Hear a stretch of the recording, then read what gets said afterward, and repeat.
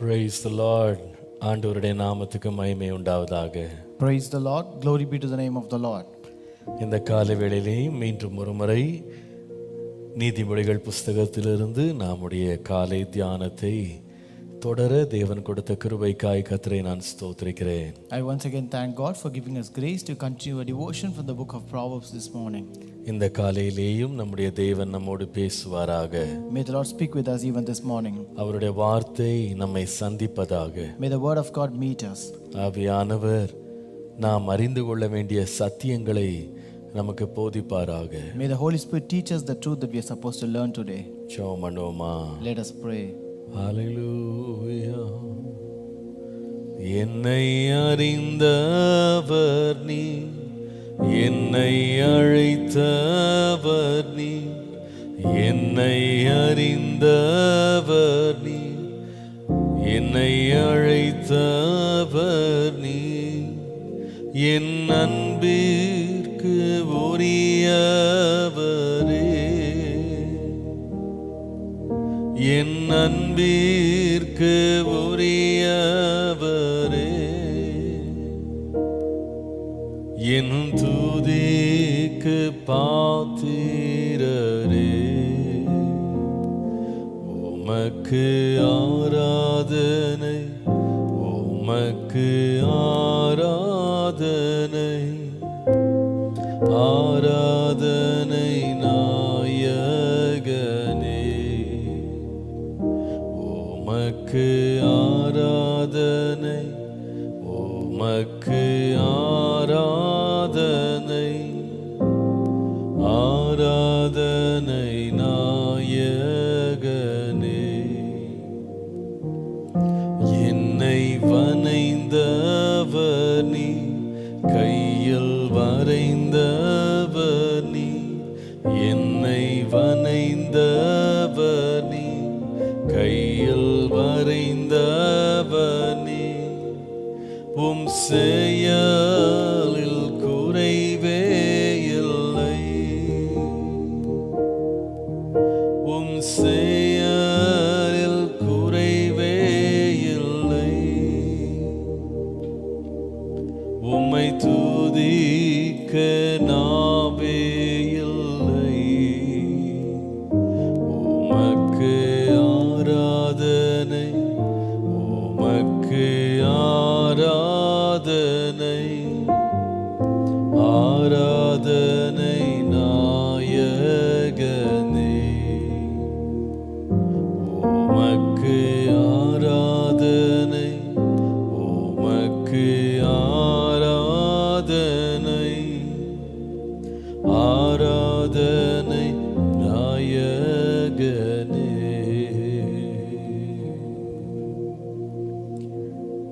ஆமாண்டவரே, Yes, Lord. எங்களை அறிந்து, எங்களை அழைத்து, எங்களை வனைந்து, எங்களை உருவாக்குகிற உம்முடைய கரத்திற்காக ஸ்தோத்திரம். Lord, we thank you for your hand, who have known us, who have called us, Lord, who mold us, who make us, Lord. ஆண்டவரே, உம்முடைய செயல்கள் ஆச்சரியமானவைகள். Lord, your works are wondrous, Lord. உம்முடைய கிரியைகள் அளவிட முடியாதவைகள். Lord, your works and deeds cannot be measured, Lord. இந்த காலை வேளையிலே எங்களுக்கு நலமானதை போதித்து, எங்கள் ஆத்துமாவை போஷித்து, எங்களை உருவாக்குகிற நம்முடைய வார்த்தைக்காக நன்றி செலுத்துகிறோம். Lord, this morning, thank you, Lord, for teaching us that is good to us and for nourishing our souls, Lord.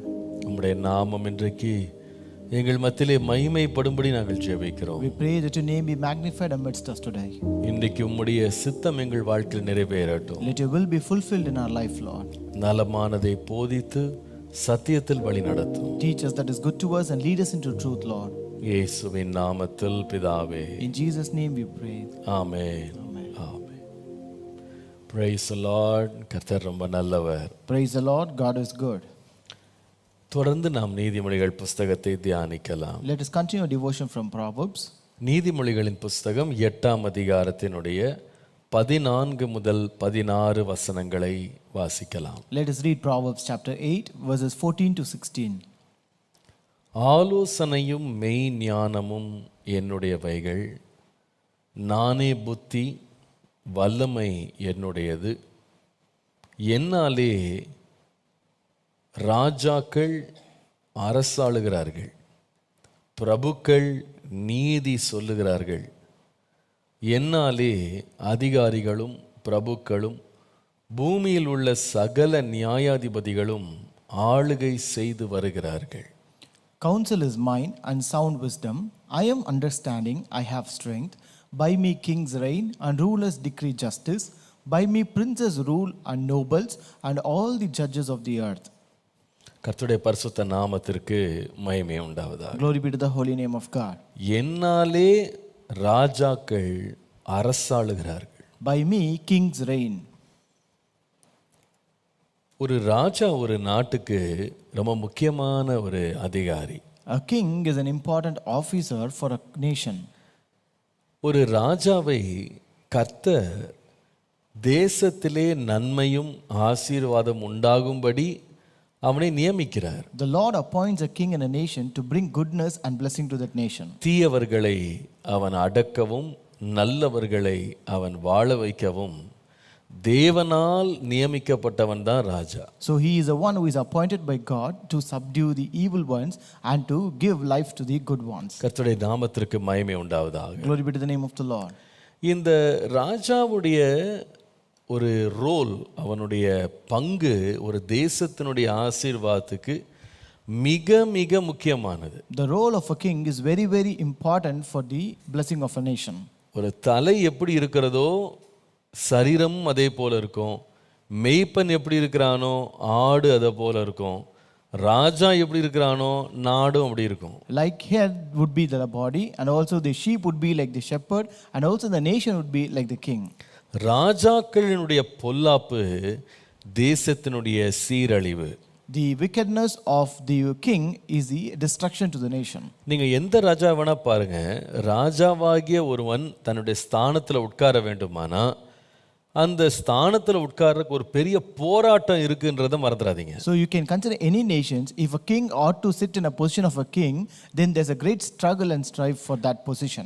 உதாரணமாக முதலாவது ஒருவன் ராஜாவா வரணும்னாலும் போய் யுத்தம் பண்ணி மற்ற ராஜ்யங்களை பிடித்து மனிதர்களை தன்னுடைய கட்டுப்பாட்டுக்குள்ளே கொண்டு வந்து தான் அவர் ராஜாவாக மாற முடியும். For example, if a person ought to become the first king, he has to go fight and battle with others. He has to bring everyone under his control and only then he can become a king. அநேக வேளையில் நீங்கள் ராஜாக்கள் யுத்தம் பண்ணி ராஜ்யபாரத்தை பிடிச்சிட்டு தன்னுடைய பிள்ளைகள்கிட்ட அந்த ராஜ்யபாரம் கை மாறி வரும்போது அந்த பிள்ளைகளும் யுத்தம் பண்ண வேண்டியிருக்குன்றது தான் உண்மை. So many times when the kings fight a battle and when they conquer the kingdom and when they again pass it to their king to their children and descendants, they again have to wage a war and then get it. உதாரணமாக Solomon ராஜாவை பாருங்க. For example, consider King Solomon. அவங்க அப்பா ஒரு பெரிய புகழ்பெற்ற ராஜா. His father was a great popular king.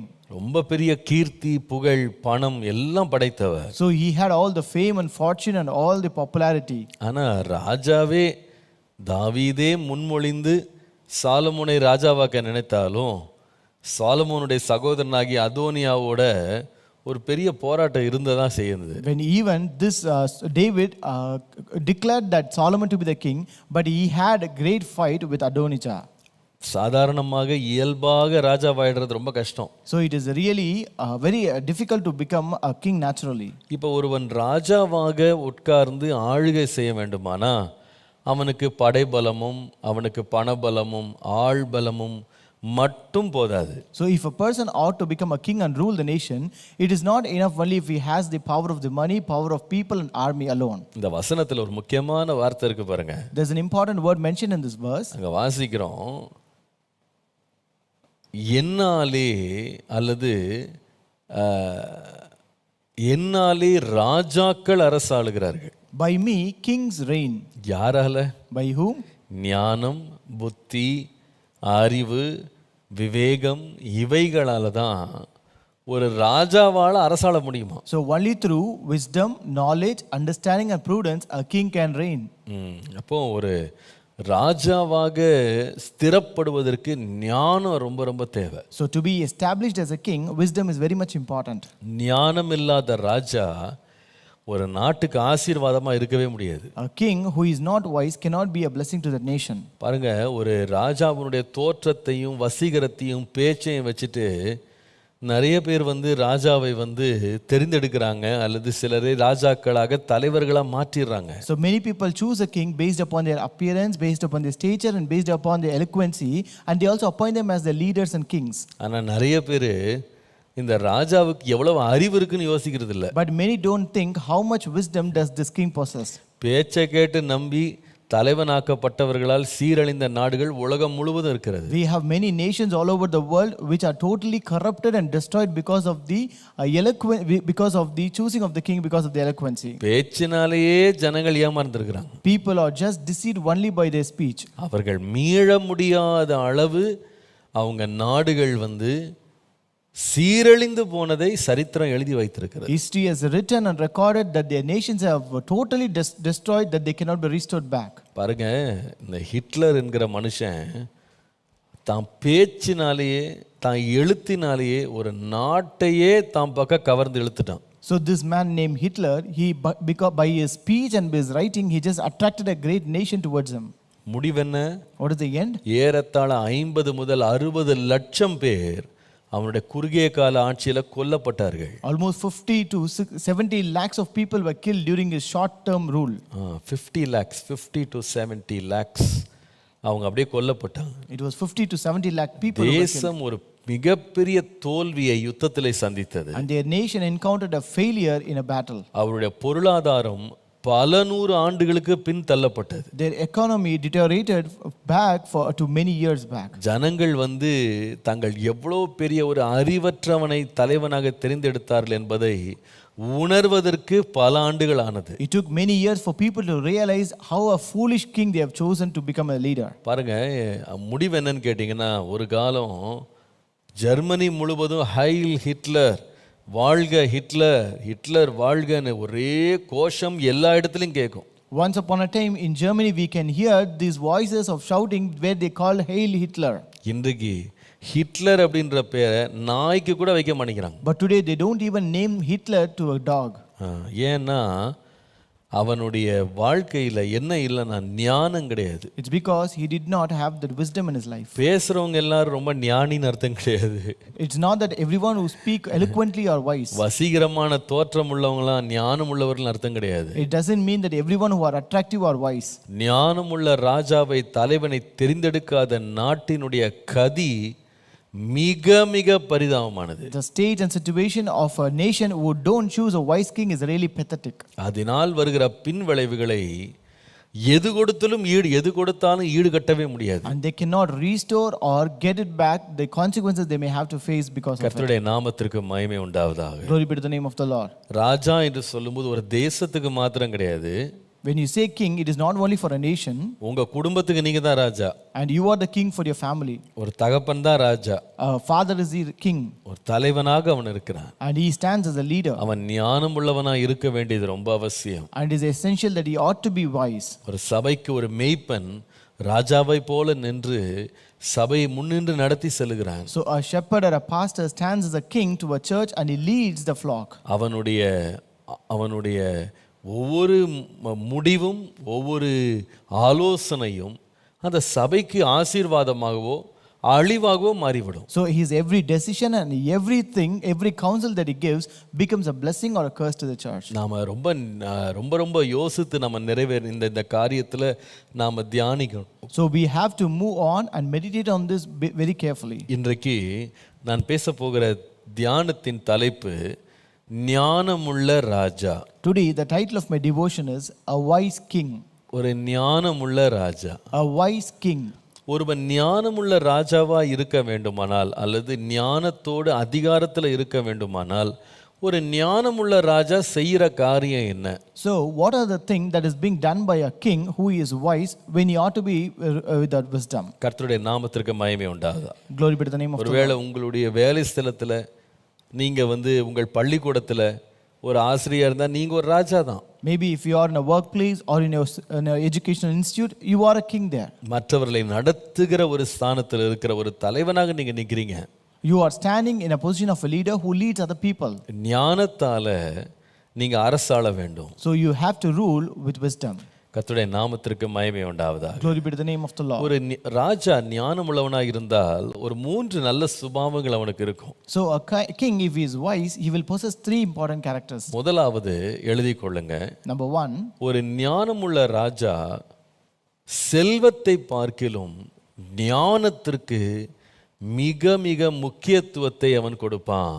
a wise king prioritizes wisdom over wealth. ஒரு ஞானமுள்ள ராஜா செல்வத்தை பார்க்கிலும் ஞானத்திற்கு மிக முக்கியமான இடத்தை கொடுப்பான். A wise king prioritizes wisdom over wealth. கர்த்தருடைய நாமத்திற்கு மகிமை உண்டாவதாக. Glory be to the name of the Lord. Solomon ராஜாவை பாருங்களேன். Consider King Solomon. நீங்கள் 1 ராஜாக்கள் 3ஆம் அதிகாரம் 5 முதல் 9 வாசிக்கும் போது, If you read 1 Kings chapter 3 verses 5 to 9, Solomon கிபியோனிலே இருக்கும் பொழுது கர்த்தர் அவனுக்கு தரிசனமானார். when Solomon was at Gibeon, the Lord appeared to him. நீ விரும்புகிறதை என்னிடத்திலே கேள் என்று அவனிடத்திலே சொன்னார். And God said, ask, what shall I give you? அதற்கு சாலமோனுடைய பதில் என்ன? What was the reply of Solomon? என் தகப்பனாகிய தாவீது என்னும் உமது அடியான் உம்மை பற்றி உண்மையும் நீதியும் மன நேர்மையுமாய் உமக்கு முன்பாக நடந்தபடியே தேவரீர் அவருக்கு பெரிய கிருபை செய்து அவர் வீற்றிருக்க அந்த பெரிய கிருபை அவருக்கு காத்து இந்நாளில் இருக்கிறபடி அவருடைய சிங்காசனத்தில் வீற்றிருக்கிற ஒரு குமாரனை அவருக்கு தந்தீர். And you have shown great mercy to your servant David my father, because you walk before you in truth, in righteousness, in uprightness of heart with you. You have continued this great kindness for him, and you have given him a son to sit on his throne, as it is this day. இப்போதும் என் தேவனாகிய கர்த்தாவே, தேவரீர் உமது அடியேனை என் தகப்பனாகிய தாவீதின் ஸ்தானத்திலே ராஜாவாக்கினீரே. நானோவென்றால் போக்குவரவு அறியாத சிறு பிள்ளையாயிருக்கிறேன். Now, O Lord my God, you have made your servant king instead of my father David, but I am a little child, I do not know how to go out or come in. நீர் தெரிந்து கொண்டதும் ஏராளத்தினால் எண்ணிக்கை கடங்காததும் லக்கத்திற்கு உட்படாததுமான திரளான ஜனங்களாகிய உமது ஜனத்தின் நடுவிலே அடியேன் இருக்கிறேன். And your servant is in the midst of your people, whom you have chosen, a great people, too numerous to be numbered or counted. ஆகையால் உமது ஜனங்களை நியாயம் விசாரிக்கவும் நன்மை தீமை இன்னதென்று வகையறுக்கவும் அடியேனுக்கு ஞானமுள்ள இருதயத்தை தந்தருளும்.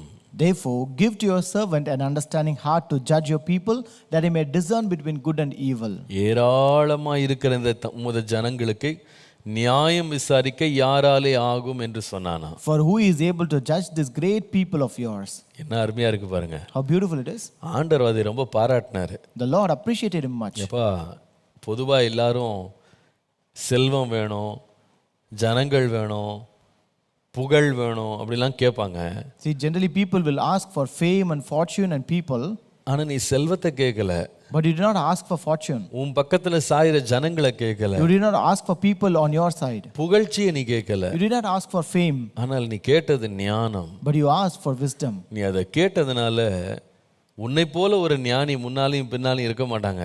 So since you have asked that, you cannot find a person or a king like you either before you or after you. நீ கேளாத ஐஸ்வரியத்தை நான் உனக்கு கொடுத்துருவேன். And I will also add you the riches which you have not asked for. என்ன அருமை பாத்தீங்களா? How beautiful it is. நான் நினைக்கிறேன் இந்த சாலமோன் ஒன்றை புரிந்து வைத்திருந்தான். எல்லாம் இருந்தும் அதை நிர்வாகிக்கிற ஞானம் மட்டும் இல்லைன்னா ஒன்றும் பிரயோஜனம் கிடையாது. So this Solomon understood one thing: if I have everything but I don't have wisdom to administer everything, it is of no use. அதனால கர்த்தர் அவன்கிட்ட என்ன வேணும்னு கேட்ட உடனே சொன்ன காரியம் எனக்கு ஞானத்தை தாரும். So that's why when God asked him what he need, immediately he said, I need wisdom.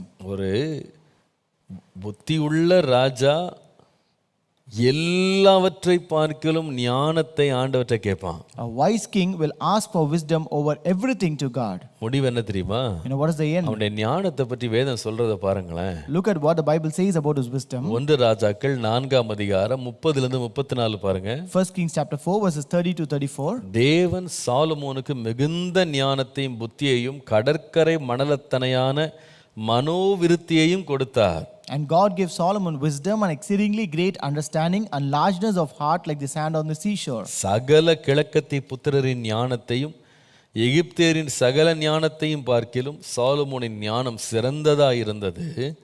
சகல கிழக்கத்தி புத்திரரின் ஞானத்தையும் எகிப்தியரின் சகல ஞானத்தையும் பார்க்கிலும் ஞானம் சிறந்ததாக இருந்தது. அவன் எஸ்ராயனாகிய எத்தானிலும் ஏமான், கல்கோல், தர்த்தா மற்றும் மாகோலின் குமாரரிலும் மற்ற எல்லா மனுஷரிலும் ஞானவானாய் இருந்தான்.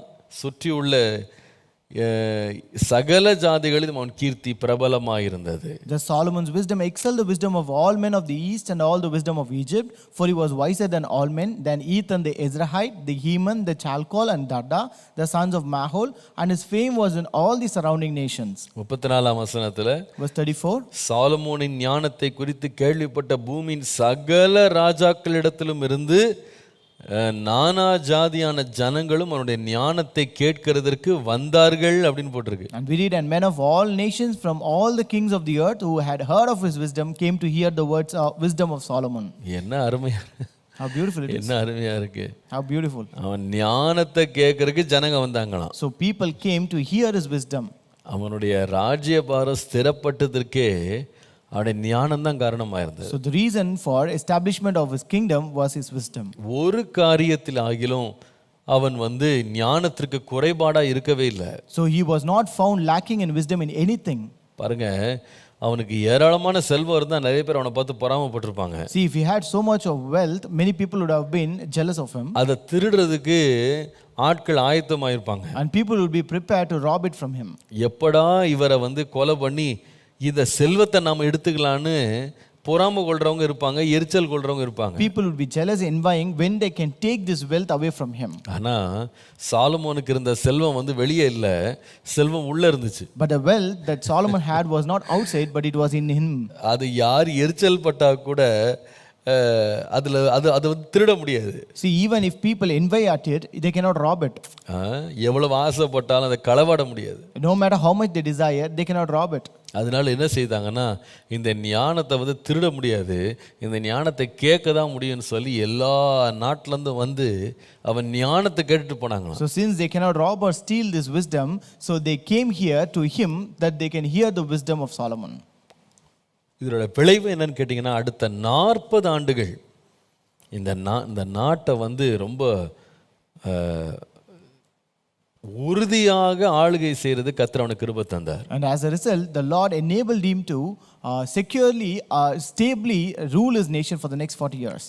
ரொம்ப ஆச்சரியம் என்னன்னா, அவங்க அப்பா ஒரு பெரிய செல்வத்தை வச்சுட்டு போனாரு. So his father left a great fortune for him. அதை வைத்து அவன் தேவனுடைய ஆலயத்தை கட்டி முடித்தான். And he also built the temple of God using that. அவ்வளவு சித்திர வேலைகளை செய்து முடித்தான். And he did all the craft work. கர்த்தருடைய நாமத்திற்கு மகிமை உண்டாவதாக. Glory be to the name of the Lord. அதனால தான் பிரசங்கியில் அவரே எழுதுறாரு. That's why he write in Ecclesiastes.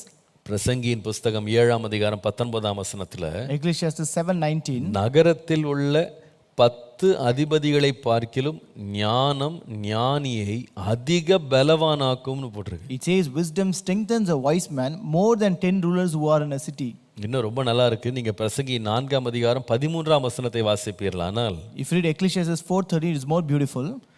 ஆலோசனையை கேளாத கிழவனும் மூடனுமாகிய ராஜாவை பார்க்கிலும் ஏழையும் ஞானியுமாகிய இளைஞனே வாசின்னு போட்டிருக்கு. It says a poor yet wise lad is better than an old and foolish king who no longer knows how to receive instruction. என்ன அருமையா இருக்கு பாருங்க. See how beautiful it is. ரெண்டு காரியத்தையும் அங்க அடிக்கிறாரு, தாக்குறாரு.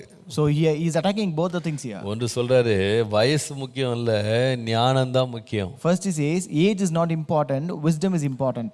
ரெண்டாவது ஐஸ்வர்யம் முக்கியம் இல்ல, ஞானம் தான் முக்கியம். Number 2 he says wealth is not important, but only wisdom is important. கூட்டம் முக்கியம் இல்ல, ஞானம் தான் முக்கியம். He says mass is not important, wisdom is important. நான் தான் சொல்லுவேன், ஒரு தேசத்தின் தலைவன், ஒரு வீட்டின் தலைவன், ஒரு குடும்பத்தின் தலைவன், சபையின் தலைவன், அல்லது ஒரு ஆர்கனைசேஷன், ஒரு நிறுவனத்தின் தலைவன், எதை அவன் விரும்புகிறத பார்க்கலாம், ஒவ்வொரு நாளும் கர்த்தர்ட்ட கேட்க வேண்டியது, ஞானத்தை தாரும் ஆண்டவரே.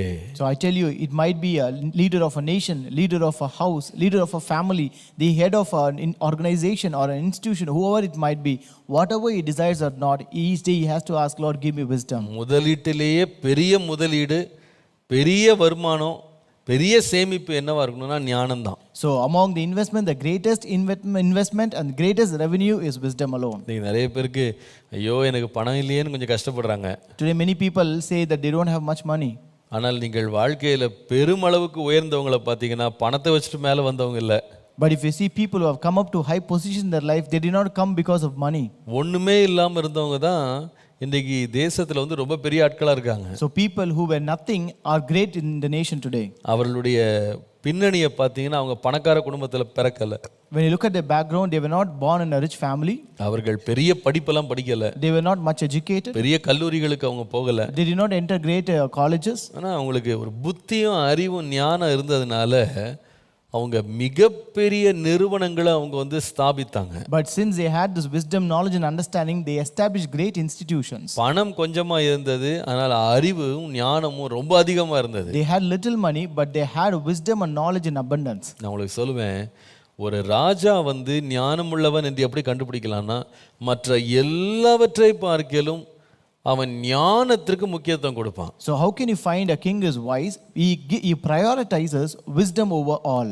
ஒரு குடும்பத்தை கட்டுறது கூட வேதம் அப்படித்தானே சொல்லுது. ஒரு புத்தியுள்ள மனைவி தன் வீட்டை கட்டுகிறாள்னு போட்டு. So that's what the Bible says about building a family. A wise woman buildeth a family. புத்தி இல்லாதவளோ தன் கைகளாலேயே அதை இடித்து போடுகிறாள்னு போட்டு. But foolish one breaks down with her own hands. நீங்கள் மத்தேயுக்கு வருவீர்களானால் ஒரு புத்தியுள்ள மனுஷன் தன் வீட்டை கற்பாறையின் மேல் கட்டுகிறான்னு போட்டிருக்கு. If you come to Matthew, you can read, a wise man buildeth his house upon a rock. இன்றைக்கி நம்ம ஆண்டவர்கிட்ட கேட்கணும், ஆண்டவரே எனக்கு ஞானத்தை தந்து எனக்கு ஒரு தெளிந்த புத்தியை தாரும். So today we have to ask, Lord, give me wisdom and sound mind, Lord. ஒரு ஞானமுள்ள ராஜா முதலாவது எல்லாவற்றை பார்க்கலும் ஞானத்தை அடையவும் அறிவிலே தேரவும் அவன் முக்கியத்துவத்தை கொடுக்கிறான். Number one, a wise king prioritizes wisdom over wealth and everything.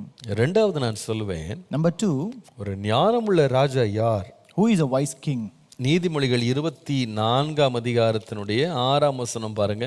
Proverbs 24 and verse 6. 24:6. 24:6. நல் யோசனை செய்து யுத்தம் பண்ணு, ஆலோசனைக்காரர் அநேகரால் ஜெயம் கிடைக்கும். For by wise counsel you will wage your own war, and in a multitude of counselors there is safety. கர்த்தருடைய நாமத்திற்கு மகிமை உண்டாவதாக. Glory be to the name of the Lord. நீங்கள் ஒரு ராஜாவினுடைய அல்லது ஞானமுள்ள ராஜாவினுடைய ரெண்டாவது முக்கியமான ஒரு குணத்தை பார்த்தீங்கன்னா, ஞானத்தை முக்கியப்படுத்துறது மாத்திரம் இல்லை, தன்னோடு அவன் சேர்க்கிற அவனுடைய உடனாளிகள் இருக்காங்க பாருங்க, அவர்கள் ரொம்ப முக்கியமான பங்கை வந்து ஒரு ஞானமுள்ள ராஜாவுக்கு அவங்க கொடுக்குறாங்க. So when you look at the good characteristic of a wise king, he not only prioritizes wisdom, number two, a wise king builds right partnership. சரியான உதவியாளர்கள் அல்லது கைகோர்த்து கூட வர்றவங்களை எவ்வளவு அதிகமாக ஒருவன் சேர்க்கிறானோ அவ்வளவு அதிகமாக அவன் வந்து ஞானமுள்ள ராஜாவா இருந்து ஜெயம் பெறுவான். So the more a person builds right partnership, the more he becomes wise king and he succeeds. பொதுவாகவே பாருங்க, ஞானமுள்ளவர்களை ரொம்ப தேடுவாங்க. Generally wise people will seek for wise people.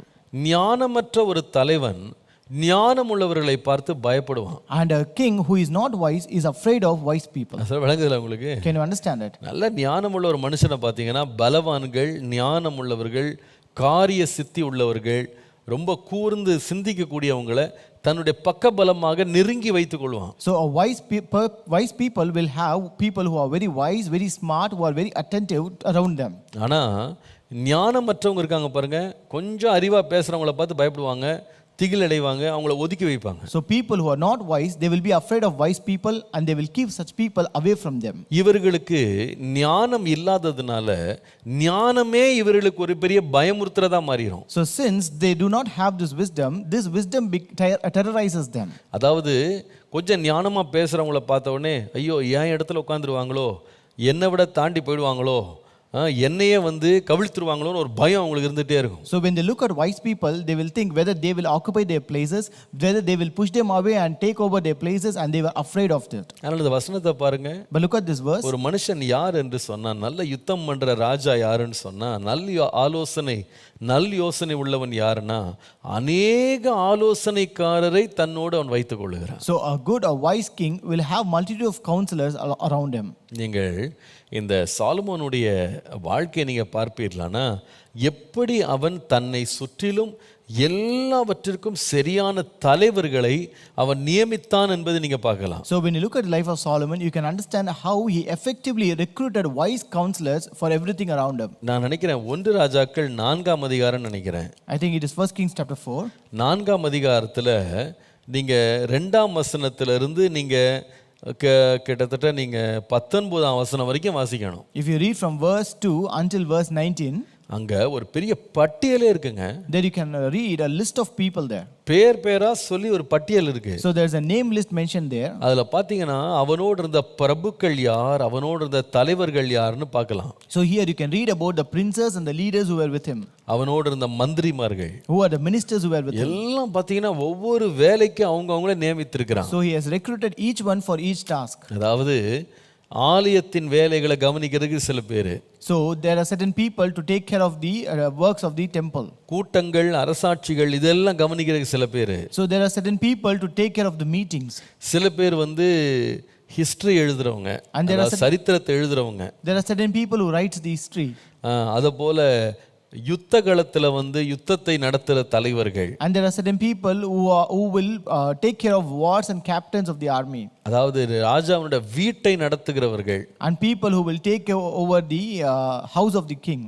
சாலமோனுடைய வீட்டினுடைய ஆகாரம், தேசத்தினுடைய ஆகாரத்தை நிர்வகிக்கிறவர்கள். And people who will administer the food of the king of the Solomon and also food for the nation. ரொம்ப ஆச்சரியமா இருக்கு. இப்படிப்பட்ட திறமைசாலிகளை இந்த சாலமோன் தன்னுடைய கைக்குள்ள வைத்திருந்தான். So such kind of wise people was Solomon having with him. நான் அடிக்கடி ரொம்ப பிரமித்து நாம் பார்க்குற ஒரு கேரக்டர் பைபிளில் இந்த பார்வோன், யோசேப்பின் காலத்தில் இருந்த பார்வோன். So an important character whom I will really stare at many times is this Pharaoh who was at the time of Joseph. ஒரு ராத்திரி அவனுக்கு சொப்பனம் கண்டு அர்த்தம் புரியல.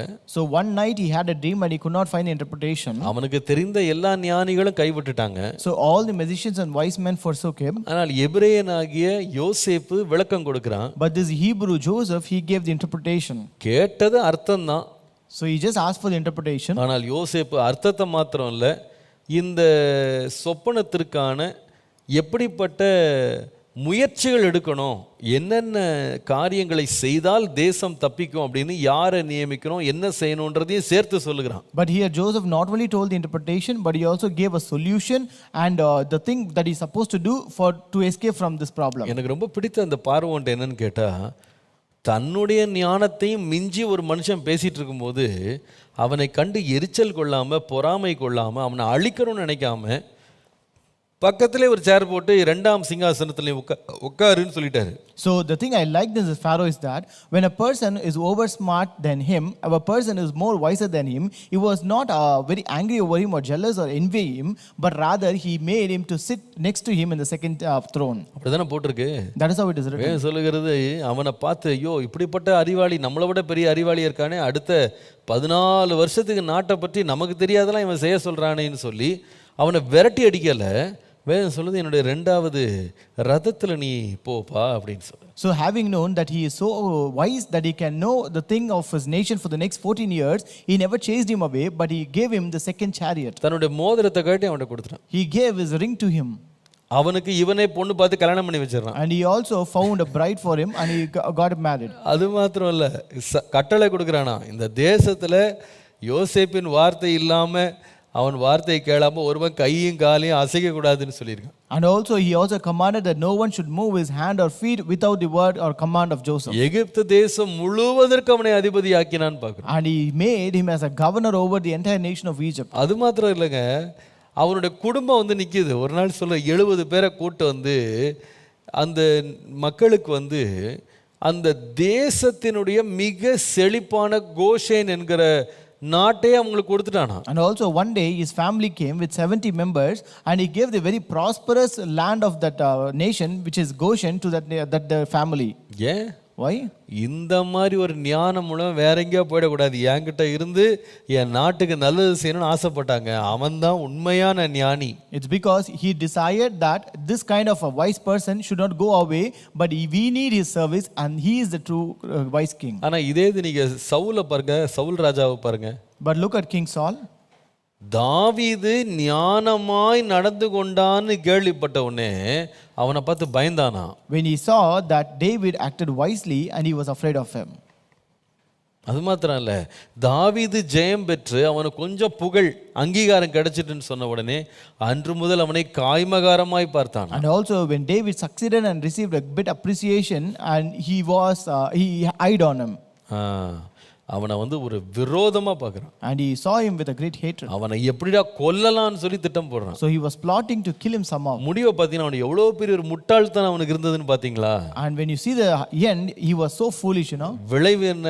What is the consequence? தன்னையும் அழிச்சு, தன் பிள்ளையும் அழிச்சு, தன் நாட்டையும் அழிச்சு, ஏதாவது ஒரு நன்மை அவனுக்கு கிடைச்சதா பாருங்க. He destroyed himself, he destroyed his children, he destroyed his nation, and he did not receive any benefit in the end. ஒரு ஞானமுள்ள ராஜா யார்னா, தன்னை சுற்றி தன்னை நெருங்கி இருக்கிறவர்கள் யார் என்பதை ரொம்ப ஜாக்கிரதையா தீர்மானிக்கிறார். A wise king always builds a right partnership and people around him. நீங்கள் 101 சங்கீதத்தோட வாசித்தீங்கன்னா, தாவீது தன்னை சேவிக்கிறவர்கள் கூட உத்தமமா இருக்கணும், உண்மையா இருக்கணும், தேசத்துல யாராவது உண்மையா இருக்கிறவங்க இருந்தா உடனே கூப்பிட்டு வச்சு என் பக்கத்துல இருக்கணும்னு நான் விரும்பினான். So even in Psalm 101 you can read when David he want people who are very wise and also truth who serve the Lord around with them.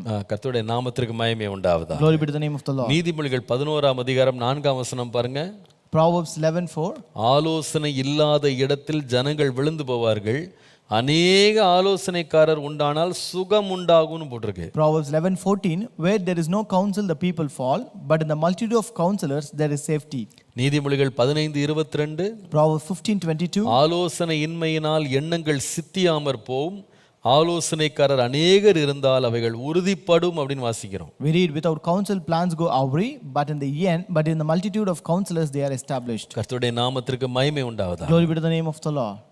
அப்போ ஒரு ராஜா தன்னோடு இருக்கிற கூட்டாளிகளை வைத்தா அவர் எவ்வளவு ஞானின்னு கண்டுபிடிச்சிடலாம். So you can easily identify how wise a king is based upon the people who is with him. நம்ம கூட யார் சேர்றாங்க, யாரை சேர்க்கிறோன்றதுல ஜாக்கிரதையா இருக்கணும். So we should be very careful whom we associate with. ஒரு ஞானம் உள்ளவன் ஞானமுள்ளவர்களை தன் பக்கத்துல சேர்த்து கொள்றதுல தயங்கவே மாட்டான். A wise man will never hesitate to gather wise people with him. தேசத்துல பலவான்கள், சிறந்தவர்கள், ஞானம் உள்ளவர்கள், புத்தி உள்ளவர்கள், ஆலோசனை சொல்லுகிறவர்கள் அத்தனை பேரை அவன் கவர்ந்து தன் பக்கத்துல வைத்துக் கொள்வான். And he will attract and bring forth, draw people who are very wise, who are smart, who are strong, always along with him. இன்னைக்கு நிறைய பேர் அப்படி செய்யறது இல்ல. Today many people doesn't do so. கொஞ்சம் ஞானமா பேசிட்டாங்கன்னா ஐயோ தனக்கு போட்டியா பாக்குறாங்க. So if a person speaks wisely, they see him as his competition. கொஞ்சம் திறமைசாலியா இருந்தா இவங்களுக்கு பயம் வந்துருது. So if a person is very smart and talented, they are very afraid. நான் சொல்லுவேன் அப்படி இருக்க கூடாது. I tell you, it should not be so. திறமைசாலிகளை, ஞானவான்களை அருகில இழுத்து வைத்துக் கொள்வது ரொம்ப ரொம்ப முக்கியம். It is very important to draw such kind of wise people and talented people along with you. ஏன்னா பணத்தை எப்ப வேணா சம்பாதிச்சுக்கலாம். Because you can earn money at any time. புகழையும் பேரையும் எப்ப வேணா சம்பாதிச்சுக்கலாம். You can earn fame and fortune at any time. ஞானத்தை அவ்வளவு லேசில சம்பாதிக்க முடியாது. But you cannot earn this wisdom so easily. ஞானம் உள்ளவர்களை அவ்வளவு எளிதில கண்டுபிடிக்கவே முடியாது. You cannot identify wise people so easily. It's a rare commodity. அது ரொம்ப அரிதான ஒரு காரியம். It's a rare commodity. அப்படிப்பட்ட திறமைசாலிகள், தாளந்துள்ளவர்கள் இருந்தா எப்படி கவர்ந்து நம்மோடு நம்முடைய குழுவோடு சேர்த்து கொள்றது அப்படின்றதுல கவனமா இருக்கணும். And if you find such kind of wise and talented people, we should be very careful to add them to our groups. கர்த்தருடைய நாமத்திற்கு மகிமை உண்டாவதாக. Glory be to the name of the Lord. கடைசியாக ஒன்றை சொல்றேன். At last, ஒரு ஞானமுள்ள ராஜா எப்படிப்பட்டவன்? so how is a wise king? முதலாவது சொன்னேன், ஒரு ஞானமுள்ள ராஜா அவன் செல்வத்தை பார்க்கிலும் ஞானத்திற்கு ரொம்ப முக்கியத்துவம் கொடுக்கிறான். Number one, a wise king prioritizes wisdom over wealth. ரெண்டாவது கவனித்தோம், ஒரு ஞானமுள்ள ராஜா அவன் நல்ல மனிதர்களை தனக்கு அவன் நல்ல கூட்டாளிகளாக அவன் சேர்த்து கொள்ளுகிறான். Number two, a wise king builds right partnership. மூன்றாவது ஒரு ஞானமுள்ள ராஜா யார் தெரியுமா? Who is the wise king?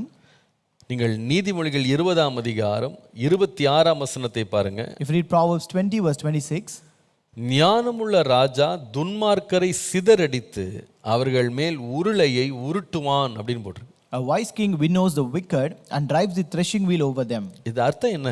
What does it mean? ஒரு ஞானமுள்ள ராஜாவுக்கு ஒரு காரியம் நல்லா தெரியும். அவன் ஞானம் உள்ளவனாய் வெளிப்பட வேண்டுமானால் அவன் தேசத்துல சமாதானத்தை பின்தொடர்கிறவனா இருக்க வேண்டும். A wise king knows one thing: if he ought to be established as a wise king, then he pursues after peace. நல்ல கவனிங்க, ரொம்ப முக்கியமான காரியம் அது. This is an important thing.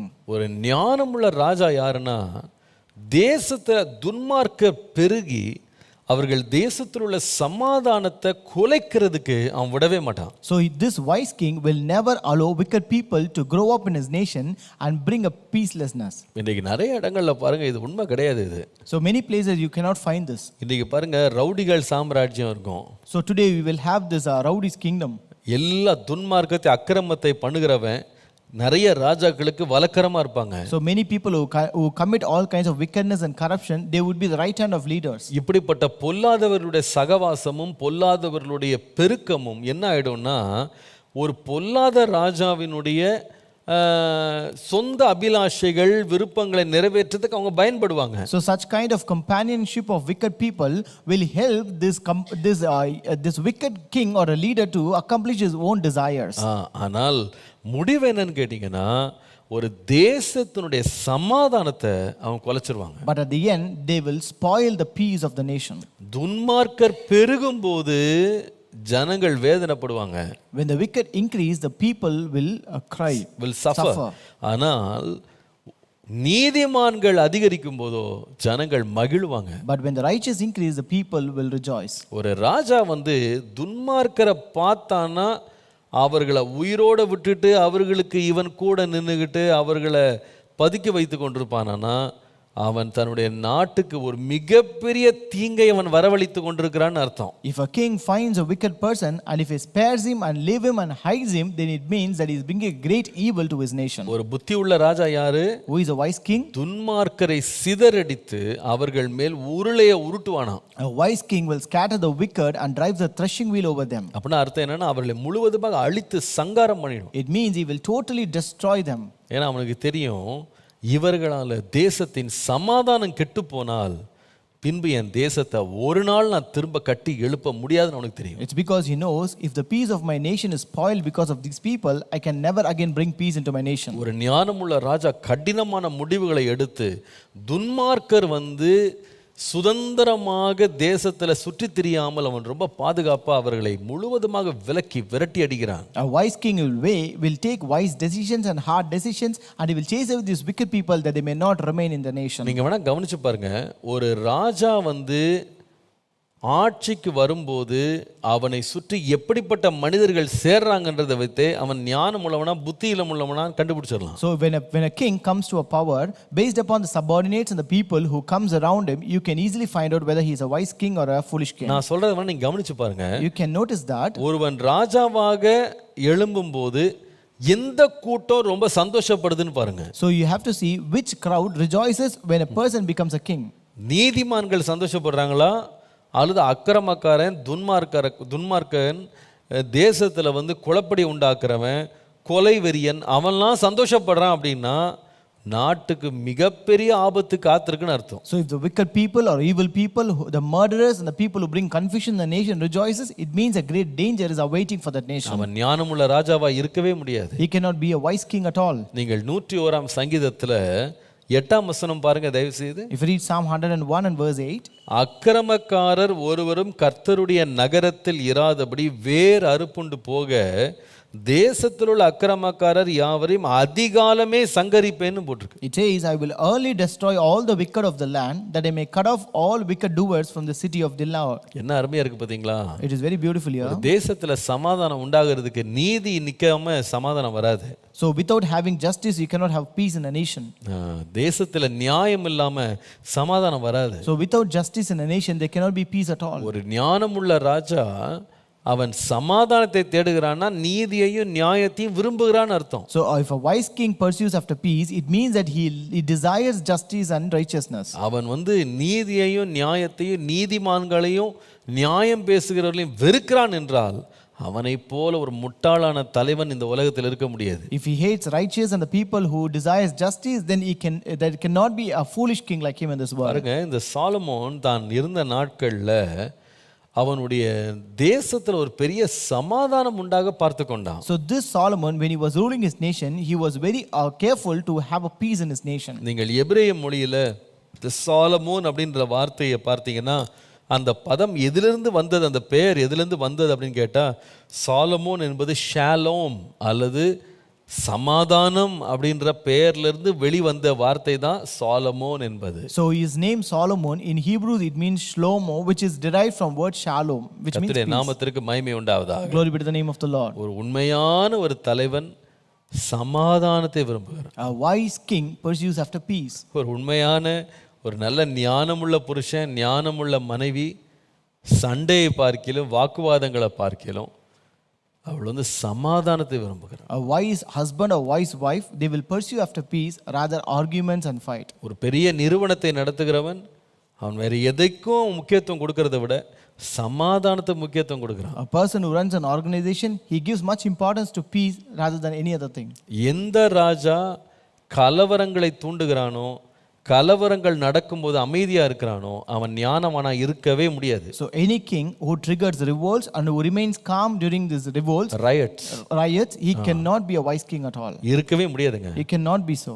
வேதத்தின்படி இருக்க முடியாது. He cannot be according to the Bible. கலவரம் நடக்குதுன்னா ஒரு நல்ல ஞானமுள்ள ராஜா என்ன பண்ணானா, உடனே எழுந்து அதை வந்து எவ்வளவு சீக்கிரமா அந்த கலவரத்தை நிறுத்துறதுக்கு அவன் எவ்வளவு முயற்சி எடுக்கிறானோ அவன் தாங்க ஞானி. So if there is a riot, a wise king is the one who stands up and he tries to just calm that riot as early as possible. நீரோ மன்னனை பத்தி சொல்லுவாங்க, ரோம் நகரம் எரிந்து கொண்டிருக்கும் போது அவன் வந்து ஃபிடில் வாசித்து கொண்டிருந்தானா. So they say about this Nero, when the Rome was burning, he was playing his fiddle. ஏன் தெரியுமா? அவனுக்கு அறிவு கிடையாது, அவனுக்கு ஞானம் கிடையாது. It's because he did not have wisdom. அந்த சாம்ராஜ்யம் அதிலிருந்து முழுவதுமா சீரழிய ஆரம்பிச்சிருச்சு. So his kingdom began to totally destroy after that. இன்றைக்கு கூட கலவரங்கள், சண்டைகள், விரோதங்கள், இன விரோதங்கள்லாம் எழும்பும்போது நாம் வந்து ஒரு ராஜா வந்து ஞானமுள்ளவன் அப்படின்னு பார்க்கணுன்னா, ஒரு தலைவன் ஞானமுள்ளவன் என்று பார்க்கணுன்னா, அவங்க உடனே அதை வந்து அமைதிப்படுத்த அவங்க எல்லா முயற்சிகளும் எடுக்கிறாங்க. So even today, if you see all kinds of riots and riots, all kinds of fights, all kinds of any racial disputes, anything, but if he's a wise king, he will just go up to bring a calm and bring peace during that period. நம்ம வீட்டில் கூட சண்டைகள் எழும்புதா, எவ்வளோ துரிதமாக போய் அந்த சண்டைக்கு ஒரு முற்றுப்புள்ளி வைத்து சமாதானத்தை யார் ரொம்ப தேடுறாங்களோ அவன் ரொம்ப ஞானவான். So even if there's a fight or any quarrel near house, the person who first rises up to bring a peace is the one who is a wise one. வாக்குவாதம் எழும்புதா, போதும்பா வாக்குவாதம் வேண்டாம், அதை நிறுத்திரு அப்படின்னு போய் அதை நிறுத்துறாம பாருங்க, அவன் தான் ஞானி. So if there's an argument, the one who goes and stops that argument is the one who is wise. Abraham பாருங்க, Look at Abraham. அவனுக்கும் லோத்துக்கும் ஒன்றும் பிரச்சனை இல்லை. There's no problem between him and Lot. கீழ்மட்டத்தில் இவனுடைய மந்தை மேய்ப்பருக்கும் லோத்தினுடைய மந்தை மேய்ப்பருக்கும் வாக்குவாதம் வந்துச்சான். எப்பா அங்கே ஆரம்பித்ததை சும்மா விட்டோன்னா கடைசியாக நம்ம ரெண்டு பேரும் பேச முடியாமல் போயிடும். அதனால நீ ஒரு பக்கம் போ, நான் ஒரு பக்கம் போகிறேன்ட்டு சமாதானத்தை உடனே உண்டாக்கிட்டான். So when there came a problem between both the herdsmen, they immediately Abraham came and said, see, if this continues, that becomes a problem between you and me. Therefore you go your way and I will go my way. And he brought a peace there. அதோட விளைவு என்னன்னு கேட்டிங்கன்னா, ரெண்டு பேரும் ரொம்ப நாட்கள் அவங்க சமாதானமாக வாழ முடிஞ்சது. And as a result, they were able to live in peace for a long time. நீங்கள் ஒரு ஞானமுள்ள தலைவனாகணும்னு விரும்புகிறீங்களா? If you want to be a wise king, 3 காரியங்களை ரொம்ப முக்கியப்படுத்துங்க. Emphasize 3 things. முதலாவது, எல்லாத்த பார்க்கல ஞானத்தை தேடுங்க. First one, prioritize wisdom over everything. ஆண்டவரே எனக்கு செல்வம் வேண்டாம், எனக்கு புகழும் ஜனங்களும் வேண்டாம், எனக்கு ஞானத்தை தாரோன்னு கேளுங்க. You ask, Lord, I don't want fame or fortune or any people, Lord, I need wisdom, Father. தேசத்துல உண்மை உள்ளவர்கள் என்னோடு வாசம் பண்ணும்படி என் கண்கள் அவர்கள் மேல் நோக்கமாயிருக்குன்னு தாவீது சொன்னாரே. As David said, my eyes will be upon the nation that the people who are true may live with me. அதே போல ஞானம் உள்ளவர்கள், உத்தமமானவர்கள், உண்மை உள்ளவர்கள், கடவுளுக்கு பயந்தவங்க, தேசத்துல நீதிமான்கள் என்று பெயர் பெற்ற நல்ல மனிதர்களை என் கூட்டாளிகளாக பங்காளிகளாக நான் கூட நெருங்கி வைத்துக்கொள்ள எனக்கு ஞானத்தை தாருன்னு கேளுங்க. Ask, Lord, give me wisdom that I may have people who are righteous, who are God-fearing, who are upright, who are so trustworthy to be my partners, Lord. மூன்றாவது, எல்லாவற்றை பார்க்கிலும் ஒரு ஞானமுள்ள தலைவனாக சமாதானத்தை தேடுங்க. Number 3, as a wise king, pursue after peace. அப்படி தேடுவீங்களானா முடிவு ஞானத்தினால் நீங்கள் ஆளுகை செய்வீர்கள். And as a result, you will rule with wisdom. கர்த்தாவே இந்த ஞானத்தை தாரோன்னு கேட்போம். Let us ask, Lord, give me wisdom. கர்த்தர் கிருபை தருவாரா? May the Lord give us grace. ஜெபம் பண்ணுவோமா? Let us pray. இரக்கமும் கிருபையும் உள்ள நல்ல ஆண்டவரே, உம்முடைய நாமத்தை நாங்கள் மகிமைப்படுத்துகிறோம். Our gracious and merciful Father, we glorify your name, Lord. ஆமாப்பா, ஞானத்தினாலே ராஜாக்கள் அரசாளுகிறார்கள்னு வாசிக்கிறோம். Lord, we read through wisdom the kings rule, Lord. ஆண்டவரே, எங்களுக்கு கொடுக்கப்பட்டிருக்க உத்தரவாதங்களை நாங்கள் நேர்த்தியாக செய்ய உன்னத ஞானம் எங்கள் மேல் நிழலிடும்படி நாங்கள் ஜெபிக்கிறோம். Lord, we pray that the divine wisdom will overshadow us, that we may fulfill our responsibilities that is vested to us, Lord. ஆண்டவரே, நாங்கள் எல்லாவற்றை பார்க்கிலும் ஞானத்தை நாங்கள் நேசிக்க கிருபை தாரும். Lord, give us grace to love this wisdom above all, Lord. இந்த ஞானம் உம்மிடத்திலிருந்தான் வருகிறதப்பா. Lord, we receive this wisdom only from you, Lord. உம்மையே நாங்கள் நோக்கி பார்க்கிறோம். And we look unto you, Lord. அதிகமான ஆலோசனை ஞானத்தை எங்களுக்கு தாரும். Lord, give us more wisdom and counsel, Lord. ஆண்டவரே, தேசத்தில் எங்கள் சுற்று வட்டாரங்களில், எங்கள் சபைகளில், வேலை ஸ்தலங்களில், குடும்பங்களில் உண்மை உள்ளவர்கள், நீதி உள்ளவர்கள், ஞானவான்களை எங்களுடைய நெருக்கமான உறவுகளாய் நாங்கள் நெருங்கி வைத்துக்கொள்ள கிருபை தாரும். Lord, give us grace to have true people, God-fearing people, righteous people in our close circle, Lord, around us, in our workplaces, in our families, and in our churches, Lord. எல்லா இடத்திலேயும் சமாதானத்தை விரும்ப கிருபை தாரும். Lord, give us grace to desire peace at all places, Lord. நம்முடைய நாமத்தை எங்கள் வாழ்க்கையில மகிமைப்படுத்தும். Glorify your name in our life, Lord. இயேசுவின் நாமத்தில் பிதாவே. In Jesus' name we pray. Amen. Amen. Praise the Lord. கர்த்தர் உங்களை ஆசீர்வதிப்பார். கர்த்தர் உங்களோடு இருப்பார். Praise the Lord. May God bless you. May God be with you. Amen.